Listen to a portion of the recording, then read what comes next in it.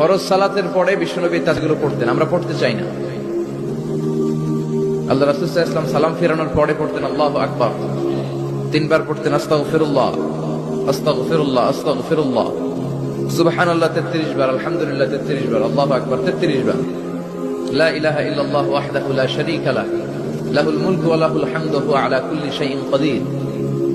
আয়াতুল কুরসি পড়তেন, লম্বা লম্বা অনেক দোয়া করতেন। এগুলো আমরা করি না, আমরা ছোট্ট একটা মোনাজাতের জন্য পাগল হয়ে যাই, তাই না? তাড়াহুড়ো করবেন না, তাসবিহ পড়বেন, জিকিরগুলো পড়বেন, এগুলো আপনার অন্তরটাকে সিক্ত রাখে। ফরজ সালাতের পরে আয়াতুল কুরসি পড়তে হয়।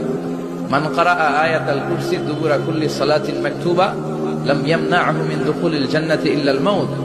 প্রত্যেক ফরজ সালাতের পরে যে আয়াতুল কুরসি পড়ে তার জান্নাতে ঢোকার ব্যাপারে কোনো বাধা থাকে না একটি জিনিস ছাড়া, সেটা হলো তার মৃত্যু। লোকটা মরে না, তাই জান্নাতে যায় না, বললেই জান্নাতি।